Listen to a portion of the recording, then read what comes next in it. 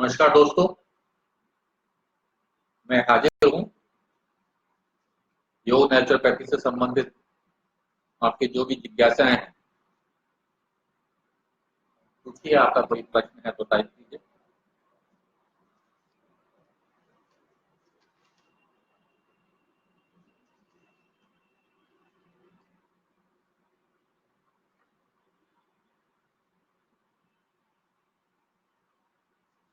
योग मिशन योग गुरु जी नमस्कार, कैसे हैं आप? विपन जी नमस्कार, परवेश जी।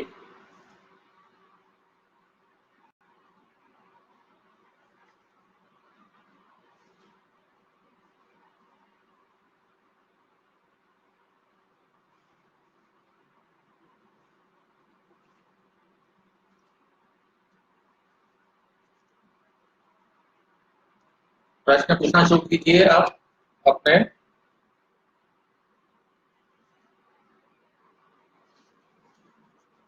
आज मैं आपको एक कुछ आसन मैं आपको बताना चाहता हूँ जो सभी को करने चाहिए। सभी को करने चाहिए। कुछ तो आसन ऐसे होते हैं जो पर्टिकुलर जो डिजीज है या पर्टिकुलर रोग है या कोई उस हिसाब से भी कराए जाते हैं। लेकिन एक 10-12 कुछ आसन ऐसे मैंने कलेक्ट किए हैं, लिस्ट बनाई है, जो सभी कर सकते हैं और सभी को करना चाहिए। और आजकल टाइम भी बहुत कम है, तो ये आसन 15 मिनट में कर सकते हैं आप। 15 मिनट में हो जाते हैं। 2-2 3-3 बार कर लीजिए इनको सभी को। और इसमें मैंने कोशिश की है कि आगे झुकने वाले, पीछे झुकने वाले, साइड बेंडिंग, और ये इस तरह से आपका जो है पूरी एक तरह से एक्सरसाइज हो जाए शरीर की कंप्लीट। तो मैंने कोशिश की है, तो मैं आपको ये बता रहा हूँ। आप नोट कर लें, अपने प्रश्न भी टाइप करना शुरू करें, प्रश्न भी पूछना शुरू करें। मैं आपको एक श्रृंखला बता रहा हूँ, ये आपको सभी को करना चाहिए। इसमें ऐसा नहीं है, कोई प्रिकॉशन नहीं है, सभी कर सकते हैं इन आसनों को। आप नोट करना शुरू करें कागज पर कहीं भी, और ये सभी करें। 15 मिनट में हो जाते हैं। 3-3 4-4 बार इनको आप कर लें। सुबह अपना शौच आदि जाने के बाद, षटकर्म करने के बाद, जल नेति कुंजल वगैरह करते हैं, तो उसके करने के बाद आप इन आसनों को जो है करें।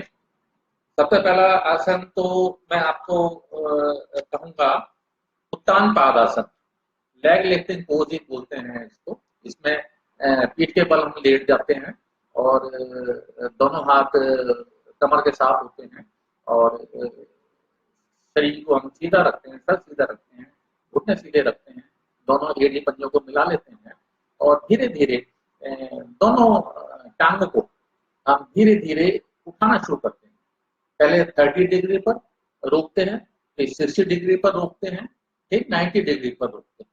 90 डिग्री पर जितनी देर रोक सकते हैं उतनी देर रोककर धीरे धीरे वापस जाते हैं।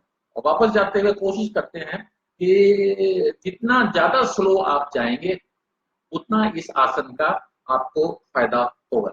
इस बात को आप नोट कर लें। सबसे पहला आसन मैं आपको बता रहा हूँ, उत्तान पाद आसन।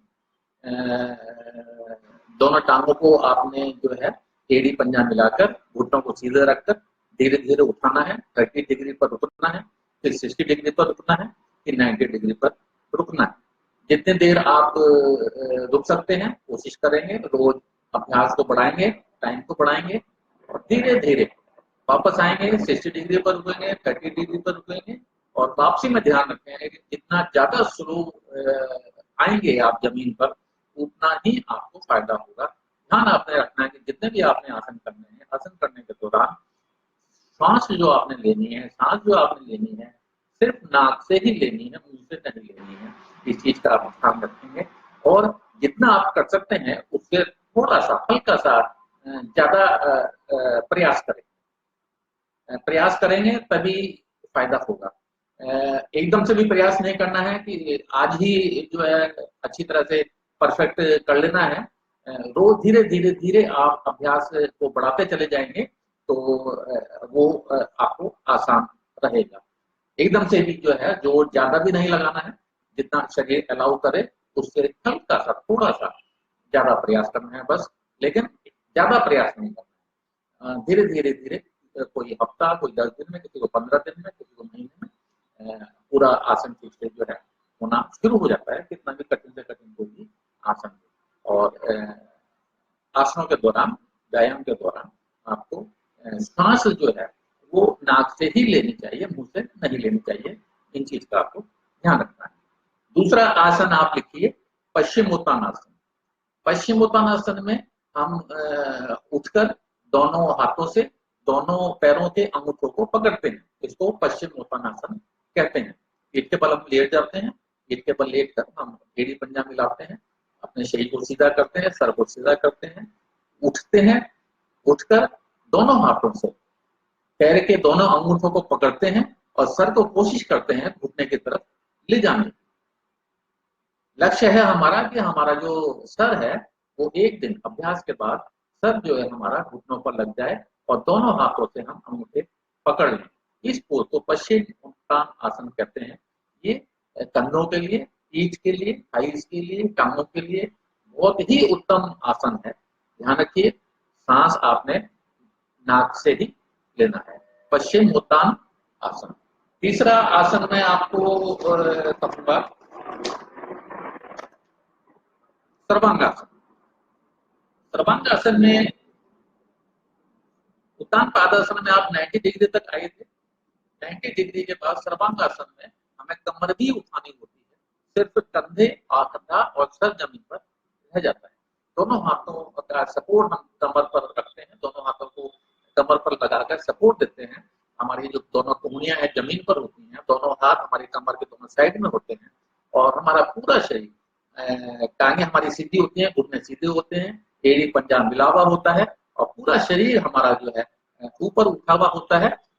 जमीन पर सिर्फ हमारा सर होता है और कंधे होते हैं और पूरा शरीर ऊपर होता है, स्ट्रेच होता है। धीरे धीरे अभ्यास करना है, धीरे धीरे अभ्यास करने से ही होगा, एकदम से ही नहीं होगा। थोड़ा सा कठिन आसन है, लेकिन सभी को इसको करना चाहिए। और सर्वांगासन सबसे ज्यादा महत्वपूर्ण मैं इसे समझता हूँ, क्योंकि दिन में एक बार हमारे को शरीर अपना उल्टा जरूर करना चाहिए। उल्टा का मतलब है उल्टा शरीर उल्टा करने से हम सीधे ही रहते हैं, सीधे बैठते हैं, आगे झुकते हैं या वो होते हैं, लेकिन हम उल्टा नहीं करते शरीर को। उल्टा सिर्फ 2 ही आसन होते हैं, सर्वांगासन में होता है या शीर्षासन में होता है, कि हमारा सर नीचे होता है, खोपड़ी नीचे होती है और पैर ऊपर होते हैं। तो ये आसन जरूर करना, दिन में एक बार जरूर करना चाहिए। खोपड़ी हमारी तभी सीधी हो सकती है। खोपड़ी को, मस्तिष्क को सीधा करने के लिए मनुष्य को एक बार सर्वांगासन, शीर्षासन जरूर करना चाहिए, ताकि खोपड़ी ठीक हो जाए, मस्तिष्क ठीक हो जाए। मस्तिष्क के लिए बहुत ही महत्वपूर्ण आसन है सर्वांगासन। आंखों के लिए, अपर पार्ट्स ऑफ नेक, आंख, नाक, कान, गले के लिए। और सर्वांगासन, शीर्षासन का सबसे बड़ा जो फायदा है वो ये फायदा है कि ब्लड सर्कुलेशन हमारा रिवर्स होता है। ब्लड सर्कुलेशन रिवर्स होना बहुत ही जरूरी है, जो नहीं हो पाता है आम दिनचर्या में। हम पूरे जीवन में, कई लोगों के पूरे जीवन काल में वो सर्वांगासन, शीर्षासन नहीं कर पाते हैं, या सर नीचे और टांग ऊपर नहीं कर पाते हैं, इसको कभी नहीं आ पाते हैं। लेकिन दिन में एक बार ऋषि मुनियों के कथन के अनुसार, साधु संतों के अनुसार, हमारे मनुष्यों के अनुसार, योग के प्रेरणाओं के अनुसार शरीर हमारा एक बार, और तो साइंटिस्ट इस बात को मानते हैं कि ब्लड सर्कुलेशन हम अगर रिवर्स करते हैं, सर्वांगासन और शीर्षासन हम करते हैं, तो ब्लड सर्कुलेशन रिवर्स होता है। और ब्लड सर्कुलेशन रिवर्स होने से हम कई बीमारियों से दूर रह सकते हैं, कई बीमारियों को दूर कर सकते हैं। दिन में एक बार ब्लड सर्कुलेशन हमको रिवर्स करना ही चाहिए। जैसे दिन में एक बार पूरे शरीर से पसीना निकलना ही चाहिए, उसी तरह से स्वस्थ रहने के लिए, स्वास्थ्य के लिए शरीर में से एक बार पसीना अवश्य निकलना चाहिए। इसी प्रकार हमारा शरीर एक बार उल्टा जरूर होना चाहिए, सर नीचे और पैर ऊपर। इस स्थिति में हमारे को 2-3 मिनट रोज अवश्य रहना चाहिए, जिससे ब्लड सर्कुलेशन रिवर्स हो। बहुत ही महत्वपूर्ण आसन है, कृपया इसको समझ लें, एक्सपर्ट्स से समझ लें, एक्सपर्ट के सुपरविजन में करें, और जो भी चीजें बताई जाती हैं उनको ध्यान देकर करें, सुनकर, पढ़कर या वैसे ही ना करें। एक्सपर्ट की सुपरविजन में करें। अगला आसन लिखिए आप, पवन मुक्त आसन। पवन मुक्त आसन में हम लेट गए, पीठ के बल लेट गए, पीठ के बल लेटने के बाद हमने दायां पैर घुटने से मोड़ना है और दोनों हाथों का ग्रिप बनाकर घुटने पर दबाना है छाती की तरफ। दूसरा पैर सीधा रहेगा। राइट आपने नी मोड़ा, दोनों हाथों से छाती की तरफ दबाया। लेफ्ट जो है वो सीधा रहेगा और थोड़ी चिन को टच करने की कोशिश आपने करनी है। दाएं पैर के घुटने को आपने दोनों हाथों के ग्रिप बनाकर दबाया छाती की तरफ और सर को उठा के थोड़ी को लगाने की कोशिश करनी है घुटने पर। उसको सीधा छोड़ दीजिए, फिर लेफ्ट को मोड़िए, उसी तरह से दोनों हाथों का ग्रिप बनाइए, घुटने से मोड़िए और छाती की तरफ लाइए और अपना जो थोड़ी है चिन्ह है उसको नी पर लगाने की कोशिश कीजिए और फिर दोनों को मोड़िए, दोनों घुटनों को, दोनों टांगों को घुटनों से मोड़िए, दोनों हाथों का ग्रिप बनाकर दोनों को इस तरह से करने की कोशिश करें। 3-4 बार ये इस तरह से करें। ध्यान वही रखना है कि हमेशा सांस जो है आपने नाक से ही लेनी है, मुंह आपने बंद रखना है। पवन मुक्त आसन नाम से ही लगता है कि पवन मुक्त करता है। जिनको भी गैस्ट्रिक प्रॉब्लम है उनके लिए बहुत ही महत्वपूर्ण है, पेट के लिए बहुत महत्वपूर्ण है, टांगों के लिए बहुत महत्वपूर्ण है, कंधों के लिए बहुत महत्वपूर्ण है, गर्दन के लिए बहुत महत्वपूर्ण है पवन मुक्त आसन। अगला लिखिए आप, भुजंगासन। भुजंगासन में अब ये जो कर रहे थे हम, अभी पीठ के बल लेट कर रहे थे, अब ये जो भुजंगासन आ गया, अब ये पेट के बल लेट कर करने वाला आसन है। पेट के बल हम लेट जाते हैं, हमारा शरीर सीधा है, थोड़ी आपने आगे लगा ली, दोनों घुटने मिला लिए, एड़ी पंजे मिला लिए। अब आपने क्या करना है, दोनों हाथों की हथेलियों को साइड में रखना है, छाती के दोनों साइड में, और शरीर को हमने आगे से उठाना है, आगे से उठना है और गर्दन को पीछे की तरफ ले जाना है। प्रयास करना है, धीरे धीरे प्रयास करना है, या धीरे धीरे प्रयास को बढ़ाते चले जाना है। दोनों पैरों के एड़ी पंजा मिला रहेगा। ध्यान रखेंगे, भुजंगासन में अक्सर होता है कि जब भी आप आगे उठते हैं तो आपका एड़ी पंजा खुलता है। दोनों का ध्यान आपने ये रखना है कि दोनों एड़ी पंजे, दोनों पैरों के एड़ी पंजे आपके मिले रहें जब आप आगे से उठ रहे हैं। और वो मैंने आपको शुरू में कह ही दिया, कई बार मैं रिपीट इसलिए कर रहा हूँ क्योंकि महत्वपूर्ण है कि सांस आपने जो है व्यायाम करते समय, योगासन करते समय सांस आपको नाक से ही लेनी है, मुंह से नहीं लेनी है। इस चीज का आपने ध्यान रखना है। प्रयास करना है, जितना आपका शरीर अलाउ कर रहा है उससे थोड़ा सा हल्का सा एक्स्ट्रा प्रयास करना है, ताकि वो उस आसन का असर आपके शरीर पर पड़े, अंगों पर पड़े। उस आसन को करने का आपको फायदा तभी होगा जब आप थोड़ा सा कंफर्ट जोन से बाहर आएंगे। आपका शरीर कहेगा नहीं नहीं नहीं, अब दर्द हो रहा है, अब नहीं होता है। थोड़ा सा आपने अपने तरफ से प्रयास करना है, धीरे धीरे प्रयास को बढ़ाते चले जाना है और शरीर को नाजुक नहीं रखना है। शरीर को नाजुक रखने की वजह से ही आप रोगी हैं।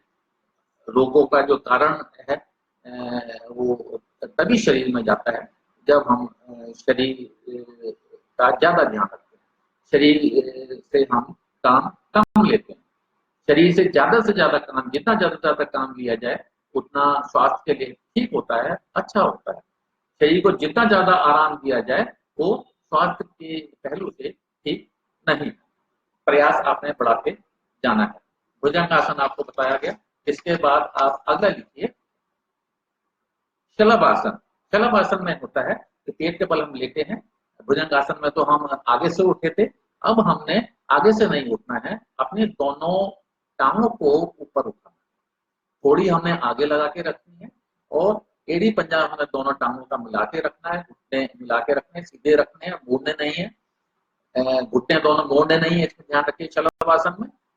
और दोनों हथेलियां जमीन की तरफ रखनी है और एड़ी पंजा मिलाकर दोनों टांगों का आपने पीछे से उठाना है, दोनों टांगों को आपने उठाना है। भुजंगासन आगे से उठे थे, अब आपने आगे से नहीं उठना है, दोनों टांगों को पीछे से आपने उठाना है। ये शलभासन है, टांगों के लिए बहुत ही अच्छा आसन है, टांगों में ब्लड सर्कुलेशन के लिए बहुत अच्छा आसन है। और स्लिप डिस्क, डिस्क जो होती है, हमारा जो स्पाइन का एंड पॉइंट होता है, हिप्स के ऊपर, हिप्स और हिप्स के साथ का जो पॉइंट होता है, हमारी जो मेरुदंड होती है, मेरुदंड का जो आखिरी सिरा होता है, जहाँ पर टेल होती है, जिसको टेल कहा जाता है, या जहाँ बंदर की पूंछ होती है, जैसे पूंछ वाला स्थान जहाँ होता है, मेरुदंड का जो एंड पॉइंट होता है, टेल जो होती है, उस वहां पर जो है, और बैक में बैक एरिया जो होता है, कमर दर्द जो होता है, उसमें ये आसन बहुत ही महत्वपूर्ण आसन है। आप इसको नोट कर लीजिए। शलभ आसन सभी को करना है। 15 मिनट के अंदर अंदर मैं 10-12 आसन आपको दिखाऊंगा। ये आपके 15 मिनट में हो जाते हैं। 2-2 3-3 बार करेंगे, और जो बाद में आपको बता रहा हूँ सावधानियां रखें वो करें। इसके बाद मैं नेक्स्ट आसन कहूंगा धनुरासन। धनुरासन पेट के बल ही आपने लेना है। भुजंग आसन में आप आगे से उठे, शलभ आसन में आप पीछे से उठे। अब आपने आगे से भी उठना है, पीछे से भी उठना। पेट के बल आप लेटे हुए हैं, आगे से उठिए, दोनों हाथों से दोनों एड़ियों को, दोनों पैरों के दोनों एड़ियों को आप पकड़िए और उठाइए। आगे से भी उठिए और दोनों पैरों को भी उठाइए, टांगों को भी उठाइए। ये धनुरासन कहलाता है।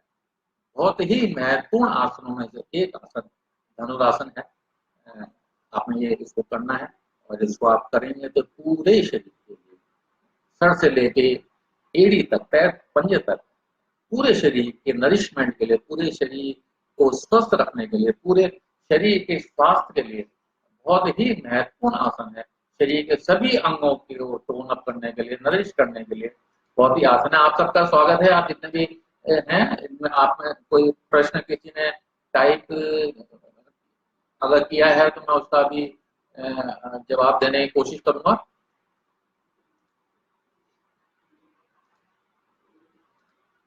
बहुत महत्वपूर्ण आसन है धनुर आसन।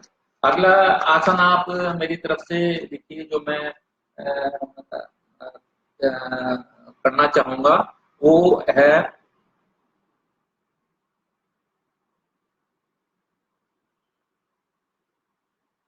वज्रासन। पीठ के बल आपने लेट के काम आसन किए, पेट के बल आपने 3 आसन किए। अब आप बैठ जाइए, घुटने मोड़कर बैठ जाइए, दोनों एड़ियां खोल लीजिए, खुली एड़ियों पर आपने बैठना है। इस पोज पर हमारे मुस्लिम भाई नमाज अदा करते हैं, उस पोज पर आपने बैठना है। वज्रासन कहलाता है। दोनों हथेलियों को आपने दोनों घुटनों पर रखना है। कमर बिल्कुल सीधी रखनी है, गर्दन सीधी आपने रखनी है। दोनों टांगों को दोनों घुटनों से मोड़कर, एड़ियों को खोलकर, पंजों को मिलाकर आपने दोनों एड़ियों के ऊपर बैठना। इसको वज्रासन कहते हैं। भोजन करने के बाद इस आसन पर जरूर बैठना चाहिए 5-7 मिनट। उससे भोजन पचता है, हमारी जो पाचन क्रिया है, डाइजेस्टिव सिस्टम है, वो बहुत अच्छा होता है, सुधरता है। और डाइजेस्टिव सिस्टम के लिए वज्रासन बहुत ही अच्छा आसन माना गया है। सभी को ये भोजन के पश्चात जरूर करना चाहिए, और मैं इसको एक महत्वपूर्ण आसन मानता हूँ। और इस आसन को आप जोड़िए, लिखिए। अगला आसन मैं जोड़ता हूँ हस्तपादासन। हस्तपादासन में अब आप खड़े हो जाइए। खड़े होकर एड़ी पंजा दोनों मिला लीजिए, घुटने सीधे रखिए, और दोनों हाथों को ऊपर ले जाइए और आगे झुकिए। धीरे धीरे आगे झुकिए और कोशिश कीजिए कि दोनों हाथों से आप दोनों पैरों के अंगूठे पकड़ने की कोशिश करें, सर को घुटनों की तरफ ले जाने की कोशिश करें। ध्यान रखिए कि दोनों घुटने आपके सीधे रहें, मुड़े नहीं। आगे जब आप झुक रहे हैं, दोनों पैरों के अंगूठा पकड़ने की कोशिश कर रहे हैं, तो आप सीधे रहने चाहिए, घुटने आपके मुड़ने नहीं चाहिए। ये ध्यान रखें। मुंह बंद रखें, नाक से ही सांस आपने लेना है। नाक सांस कब छोड़नी है, कब लेनी है, इस चीज का आप बिल्कुल भी इस पर ध्यान ना दें। ये सब चीजें जब आप एडवांस करेंगे, एडवांस कोर्स करेंगे, एडवांस योग सीखेंगे, ये चीजें तब हम सिखाते हैं कि कब आपने सांस लेनी है, कब आपने छोड़नी है। लेकिन मैं ये कहूंगा कि अभी आपने नॉर्मल सांस लेनी है। जो भी आपको बताया जा रहा है, एक नॉर्मल बताया जा रहा है, सभी को करने के लिए बताया जा रहा है, सभी कर सकते हैं। और एडवांस जब कराया जाता है, तब वो हम श्वास का कब कैसे ध्यान रखना है, कब छोड़नी है, कब लेनी है, इसका अभ्यास हम जब एडवांस कोर्स कराते हैं, एडवांस कराते हैं योग, उसमें करते हैं।